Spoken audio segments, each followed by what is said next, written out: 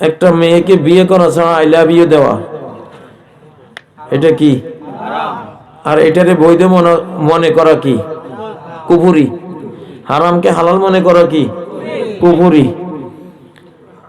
একটা মেয়ে কোনো ছেলে বিবাহ ছাড়া বয়ফ্রেন্ড রূপে গ্রহণ করা, এটা কি? হারাম। আর এটা করা যায়, এটা করলে কিছু হয় না, এটা করলে কি হবে, এটা এখনকার কালচার, এইভাবে বলা, এটা কি? কুফরি, কুফরে আকবর, কুফরে আকবর। ইমানদার হও, তোমার জীবনে কোনো গার্লফ্রেন্ড কোনো বয়ফ্রেন্ড রাখতে পারবে না। তোমার গার্লফ্রেন্ড হবে তোমার স্ত্রী, আপন স্ত্রী, হালাল স্ত্রী, ঠিক নয় কি? স্ত্রী কি মেয়ে বন্ধু না? কি স্ত্রী কি মহিলা না? সেই তো সর্বশ্রেষ্ঠ গার্লফ্রেন্ড, নিজের বৈধ স্ত্রীর মতো মেয়ে বন্ধু এই পৃথিবীতে আর কেউ আছে? স্ত্রীর জন্য তার স্বামীর মতো ছেলে বন্ধু বয়ফ্রেন্ড এই পৃথিবীতে আছে? তাহলে কেন তোমরা অবৈধ জায়গায় যাবা? অবৈধ জায়গায় যাওয়ার কোনো প্রয়োজন আছে? যেহেতু এটা ইসলামে বৈধ, অবৈধ এটা হারাম, এটাকে যদি কেউ হারাম জেনে করে তাহলে সে ফাসিক, আর যদি হালাল জেনে করে তাহলে কাফের, মুরতাদ। বর্তমান জামানায় ঈমান খেয়ে ফেলছে হারামকে হালাল করার এই প্রবণতা। এখন সব হারামকে মানুষ কি মনে করে? হালাল মনে করে।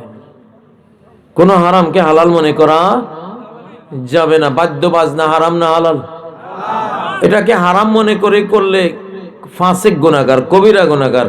আর হালাল মনে করে করলে মুরতাদ, মুসলমান, বেঈমান মুসলমান, ঈমান নাই। সুদ, ঘুষ, সুদ এটা খাওয়া হারাম, এটাকে হারাম মনে করে কেউ খাইলে সে হলো কবিরা গুনাহগার মুসলমান, আর হালাল মনে করে খাইলে সে কাফের।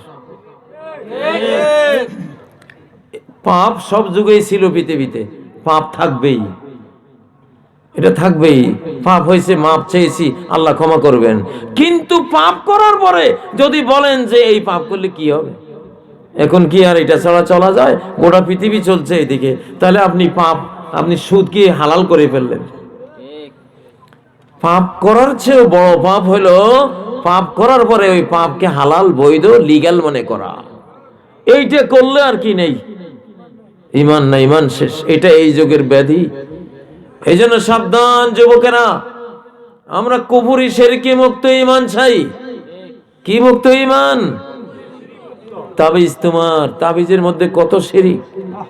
তাবিজের মধ্যে কুকুরের কাছে সাহায্য চাওয়া হয়, বদ্দু নামক শয়তান, শয়তানের কাছে সাহায্য চায়। শয়তান দুনিয়াতে আসছে তোরে জাহান্নামী বানাবার জন্য, তোমার সর্বনাশ করার জন্য। সেই শয়তান তোমার সাহায্য করবে? কি কপাল পড়া।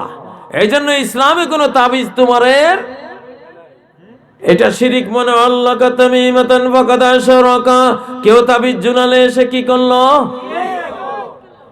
ও ভাইয়েরা, এই সূক্ষ্ম সূক্ষ্ম বিষয়গুলি সাহাবীরা বুঝতেন। এই জন্য কোন সাহাবীর গলায়, বাহুতে, কোমরে কখনো কোনো তাবিজ ছিল না। জিন, শয়তান এগুলি আক্রমণ করলে 3 কুল যথেষ্ট। এখন সারা পৃথিবীর জিনেরা একসাথে হবে, সারা পৃথিবীর জিন শয়তান, অদৃশ্য জিন জগৎ, বিশাল অদৃশ্য জিন জগৎ আছে। আমাদের জনসংখ্যা চেয়েও জিনদের সংখ্যা বেশি। এগুলি এখন সামনে প্রকাশ হয়ে যাবে, বুঝেন না? এগুলি থেকে বাঁচার উপায় কি? কোরআন। বাঁচার উপায় কি? কোরআন। সূরা কাহাফ পড়লে কোন জিন শয়তান দাজ্জালের বাহিনী হয়ে আপনার ক্ষতি করতে পারবে না। কোন সূরা? সূরা ইখলাস, সূরা ফালাক, সূরা নাস পড়লে কোন জিন শয়তান আক্রমণ করতে পারবে না। হাদিসের মধ্যে রয়েছে, সহিহ মুসলিম আল মুকাদ্দামার মধ্যে, ইন্না ফিল বাহরি শায়াতিন আওসাকাহা সুলাইমান, সাগরে, নদীতে অনেক কোটি কোটি শয়তান আছে। এগুলিকে বন্দী করেছিলেন সুলাইমান আলাইহিস সালাম। এগুলি ক্রিমিনাল, অপরাধী ছিল। এই জন্য সুলাইমান আলাইহিস সালাম সাগরে সাগরে কোটি কোটি জিন শয়তান বন্দী করে রেখেছেন। ইউশিকু আন তাখরুজা, কিয়ামতের আগে এগুলি সব বেরিয়ে পড়বে। বেরিয়ে কি করবে? ফাতাকরাউ আলান নাস কুরআনান, এগুলি মানুষের সামনে বানাইয়া বানাইয়া কোরআন পড়বে। বাংলাদেশে নাকি একজন বক্তা কোরআন বানায় বানায় পড়ে, আস্তাগফিরুল্লাহ। এটা কোন শয়তান আল্লাহই না জানে। এটা তো পাক্কা শয়তান, ঠিক না? কোরআন বানানো যায়? কোরআনের একখানা আয়াত বানাবার জন্য যে আরবি ভাষার কোরআন আরবের সব পণ্ডিতরা চেষ্টা করে শেষ বলে দিয়েছে লাইসা হাযা কালামুল বাশার, এটা কোনো মানবের কথা হতে পারে না। ঠিক নয় কি? ইউটিউবে দেখবেন হঠাৎ বক্তা, আপনি চিনবেন না, এটা কিন্তু শয়তান।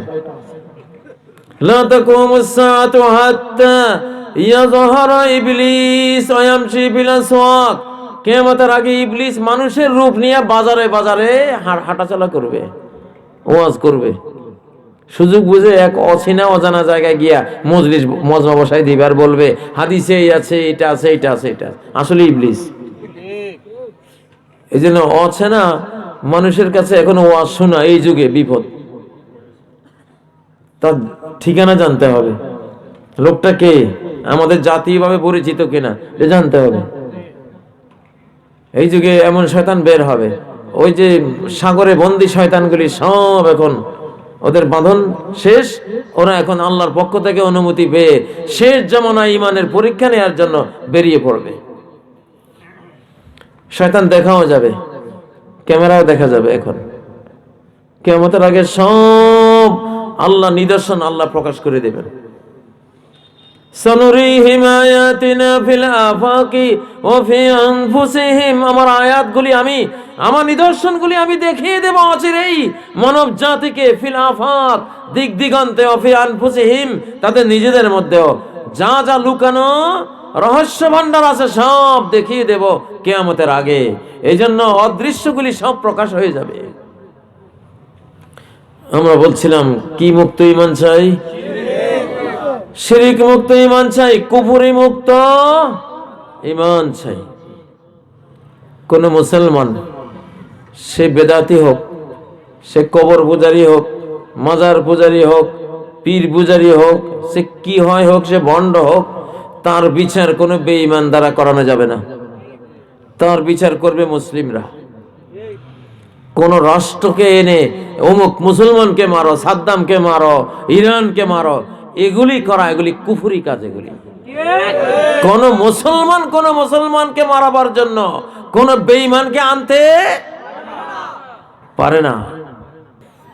বর্তমান যুগ সম্বন্ধে যেহেতু নবীজি বারবার সতর্ক করেছেন, ভোরে ইমানদার বিকালে কাফের, বিকালে ইমানদার ভোরে কাফের। এই জন্য সমস্যা এখন ইমানের সমস্যা। আমিন জোরে বলা নিয়ে না, সমস্যা আমিন আস্তে বলা নিয়ে না, সমস্যা বুকে হাত বাঁধা নিচে হাত বাঁধা নিয়ে না, সমস্যা রফি দেন করা না করা নিয়ে না, সমস্যা হলো ইমানের। সমস্যা কিসের? ইমানের। প্রিয় ভাইয়েরা, এই জন্য দিনকে বুঝে আমল করতে হবে। শিরিক মুক্ত ঈমান আর বেদাত মুক্ত সুন্নত চাই। কি মুক্ত? মিলাদ শরীফ না দুরূদ শরীফ? দুরূদ শরীফ। মিলাদ যারা পড়েন তারাও নবীজিকে মহব্বত করেন, এই জন্য এটা বানাইছেন।